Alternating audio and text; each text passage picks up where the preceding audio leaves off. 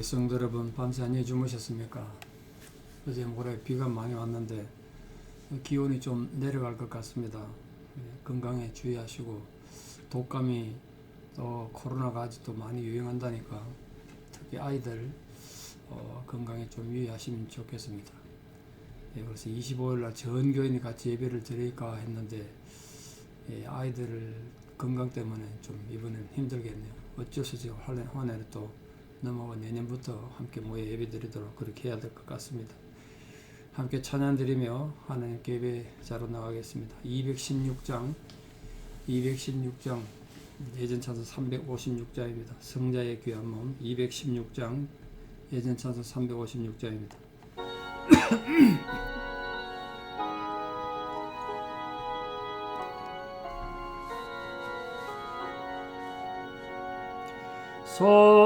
성자의 귀한 몸 날 위하여 버리신 그 사랑 고마워라. 내 머리 숙여서 주님께 비는마 나무 주님께 바치리까. 지금도 날 위해 간구하신 이 어떤 믿음이 없나니. 주님의 참사랑 고맙고 놀라워 찬송과 기도를 쉬지 않네. 주님의 십자가 나도 지고 신실한 믿음과 마음으로 형제의 사랑과 친절한 위로를 네게 나 베풀게 하옵소서. 만 가지 은혜를 받았으니 내 평생 슬프나 즐거우나 이 몸을 온전히 주님께 바쳐서 주님만 위하여 널 살겠네. 아멘.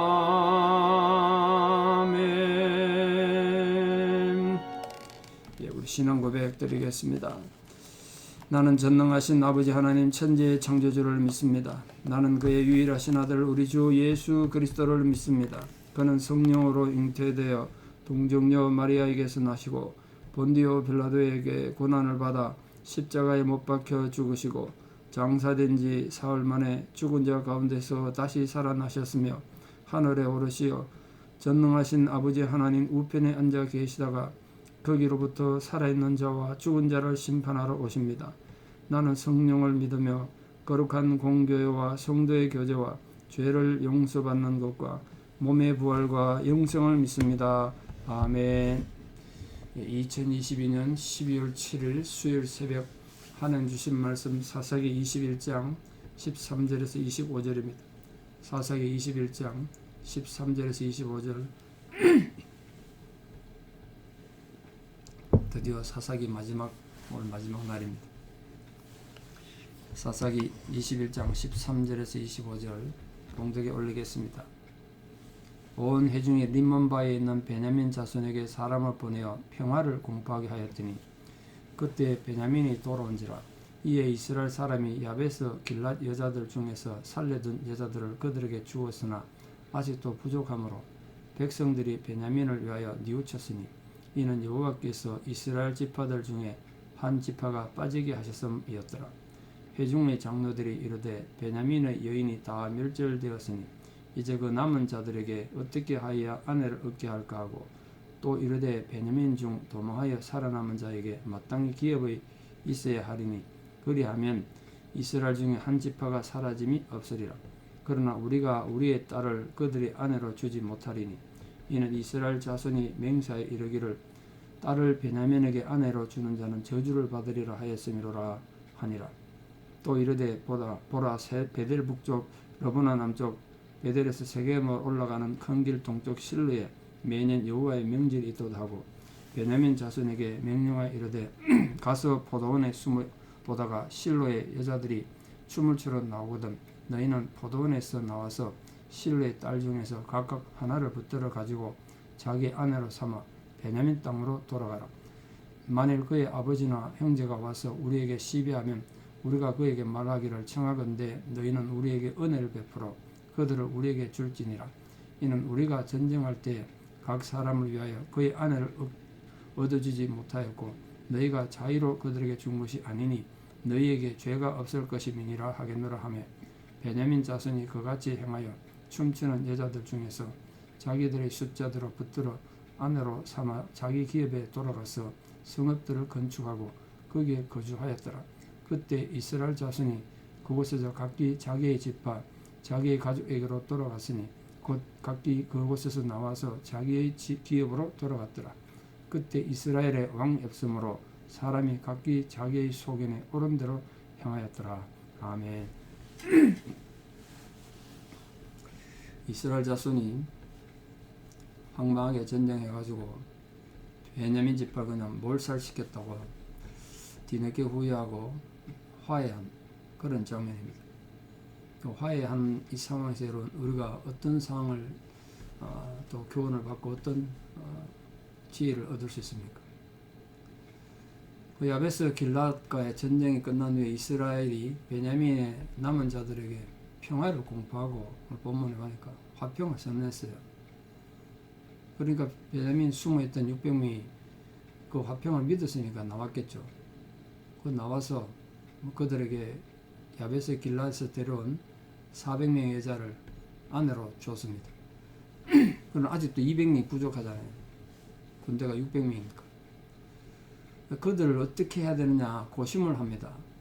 이 문제를 보면서 이스라엘 백성들이 조금 전까지만 해도 죽고 죽이고 전쟁하던 상황인데 거기에 또 형제를 느끼게 되죠. 베냐민 지파를 어떻게 하면 회복할 것인가. 거기에 대한 적극적으로 노력하고 베냐민의 지금 현 상황을 마음 아파하고 도와주는 우리 방금 드린 찬양처럼 만 가지 은혜를 우리가 받았으니 성도의 아픔을 서로 돌아보고 사랑을 나누는 그런 찬송을 드렸습니다. 그게 우리에게도 필요한 게 아닌가. 살다 보면 좀 여유가 있는 사람도 있고 형편이 어려운 사람이 있죠. 그게 뭐 경제적 어려움만 말하는 것이 아니고 심적으로나 여러 가지 관계에서 또는 성숙도에서 사람마다 차이가 있으니까 좀 여유가 있는 사람은 좀 힘들고 어려운 사람한테 손을 내밀어서 또 사랑을 베풀고 하는 것 이런 것들이 좋지 않을까 이렇게 생각합니다. 우리 성도들 항상 약한 이웃들에게 관심을 가지고 그들의 어려움을 나의 어려움으로 함께 받아들이고 함께 마음 아파하고 함께 마음을 나누는 게 참 좋지 않을까. 그 슬픔을 당한 우리 지체를 보면 같은 성도님이나 같은 구역원이나 보면 같이 아파해주고 같이 눈물 흘려주고 그게 참 필요한 거 아니겠습니까? 그런 사랑의 교제가 우리 교회 안에 있으면 좋겠습니다. 따지고 보면 애초에 전쟁이 없었으면 얼마나 좋았겠어요. 사실 이 전쟁은 실패한 전쟁이죠. 안 해도 되는 전쟁이니까. 모두가 패배자한 전쟁입니다. 사실 안 해도 될 전쟁이고 했으면 안 될 전쟁을 지금 한 거예요. 감정 때문에 서로 감정 앞세우다가 여러분 부부 간에 부모 자식 간에 성도들 간에 자기 기분 나쁜 거 너무 내세우지 말고요. 감정 내세워서 좋을 게 하나도 없습니다. 하나님 앞에 자기 감정을 다스릴 줄 아는 그런 성숙한 성도 되기 바랍니다. 내 감정을 다스리는 것, 그게 자기 부정이라고 그러잖아요. 기분 나쁜 거 참는 것, 그게 정말 필요해요. 오늘 15절 말씀 보시면 여호와께서 이스라엘 지파 중에서 한 지파가 빠지게 하셨다. 이 빠지게 했단 말이 분열됐다, 갈라진 틈이란 뜻인데요. 원문 그대로 직역하면 여호와께서 이스라엘 지파들 가운데 한 틈이 나게 하셨다. 그렇게 번역돼요. 그러니까 그냥 베냐민 지파가 숫자가 적어져서 사라졌다 이런 개념인 줄 알았는데 원문이 그런 뜻이 아니더라고요. 틈이 났다, 이 지파들 사이에. 그러니까 지금 전쟁을 그렇게 치열하게 했는데 쉽게 마음이 하나가 되겠습니까, 여러분? 안 그렇습니까? 그 이스라엘 전체 지파하고 베냐민 지파 사이에 감정적인 골이 깊은 거예요. 거리감이 생겼다는 거예요. 그게 지금 틈이 난 거예요. 틈이 나. 이게 빠지겠다는 말이 그런 뜻이에요. 사람이 줄어들었다는 뜻이 아니고 감정적으로 정서적으로 벌어졌다는 거예요. 그러니까 아직 온전한 회복을 이루지 못한 베냐민 입장에서는 얼마나 상처가 많겠습니까? 근데 아직 감정적으로 벌어진 거리를 좁히지 못했다. 근데 그 감정의 골이 벌어진 걸 좁히게 되는 사건이 이제 일어난 거죠. 그게 이제 아내를 구해주는 거예요. 400명의 아내를 줬어요. 근데 아직도 200명이 부족하잖아요. 근데 그 200명 부족한 걸 어떻게 보충할 것인가? 이 고민을 지금 베냐민 지파가 하는 게 아니고 나머지 이스라엘 지파들이 했습니다. 특히 이제 이스라엘 지파의 지도자들, 장로들이 그런 고민을 했단 말이에요. 그 고민을 하는 그 사정한 상황을 통해서 그 벌어진 틈이 메워지는 거예요. 이 사람들이 우리 그냥 다 죽이려는 사람인 줄 알았는데 우리를 위해서 이렇게 신경 써주는구나. 그렇게 했다는 거예요. 그래서 그 장로들의 생각에는 계책이 지금 이스라엘 백성들이 하나님 앞에 맹세했지 않습니까? 누구도 베냐민에게는 딸을 주지 않을 것이다. 딸을 주면 저주를 받을 것이다. 줄 수가 없어요. 자기들이 그렇게 맹세하는 바람에. 근데 맹세도 깨뜨리지 않으면서 해결할 수 있는 방법을 어떻게 찾았느냐? 저는 어릴 때 이 성경 보고 이게 무슨 로마 신화에 나오는 것도 아니고 그릇 신화도 아니고 뭐 납치를 하고 여자를 납치하고 이런 게 있나. 그런데 그들이 저주의 약속을 깨뜨리지 않고 이곳의 문제를 해결하기 위해서 찾았던 그 방법이에요. 그렇다고 이방 여자를 데려올 수는 없잖아요. 그래서 어떻게 했느냐? 물론 이게 긍정할 수는 없죠. 인정할 수도 없고 여호와 때, 특히 여호와의 절기 때인데 여호와의 절기 때 실로의 딸들을 납치해서 아내를 삼도록 했다는 거예요. 그러니까 하나님의 법에 어긋난 모든 것은 계속 문제를 일으키는구나. 이걸 제가 또 깨닫습니다. 잘못된 전쟁을 해가지고 안 해도 되는 전쟁 아닙니까? 사과하고 미안하다 그러고 기본 사람들 딱 내놔서는 전쟁 안 해도 되는 건데 그 문제가 있는 전쟁을 했더니 수습 중에도 계속 이렇게 하나님이 기뻐하지 않은 행동을 하는구나 이렇게 생각합니다. 베냐민 자손의 죄가 그들과 이스라엘 자손 사이에 전쟁을 유발했고 또 그 결과 이스라엘 자손의 혈통이 단절될 그런 위기를 초래했는데 그걸 해결하려고 기껏 고안하는 것이 납치입니다. 납치. 인정하기 좀 힘들죠. 그러니까 하나님의 법을 깨뜨린 곳에서는요. 고대 시대나 지금이나 마찬가지입니다. 계속 문제가 생기는 거예요. 우리 가정 안에, 인간관계 안에, 교회 안에 다 마찬가지죠. 하나님의 법을 깨뜨리지 말고 하나님 은혜 가운데 살아야 됩니다. 결국은 예수 그리스도의 보혈의 공로 외에는 우리 문제를 해결할 방법이 없구나. 이걸 또 깨닫습니다. 그 부조와 깨어진 관계 이걸 해결하려고 예수님 십자가에서 죽으시고 피 흘리신 평화의 왕을 오신 거 아니겠습니까? 또 다시 그 평화의 왕을 오신 성탄절이 다가오고 있습니다. 자, 실로가 등장하는데 실로는 베델 북쪽으로 약 16km 떨어졌습니다. 그러니까 당시 이 실로에 성막이 있었다는 게 증명이 되죠. 거기서 하나님에 대한 제사를 드리고 잔치를 벌이는 거 보면 이게 베델이 중요한 성막의 장소로 등장합니다만 아직 이때는 베델에는 성막이 없었고 실로에 있었다. 그걸 지금 알 수가 있습니다. 언약궤가 이제 여기 있는 거죠. 여기에 여호와의 절기 때 잔치가 벌어졌다. 여호와의 절기라는 건 성경에 세 가지 큰 절기가 있는데 그걸 말합니다. 주로 이제 6월절, 우리 잘 아는 6월절, 6월절 7주 지난 그 7주 지났다 77절, 또 가을에 추수하는 초막절, 뭐 이런 걸 말합니다.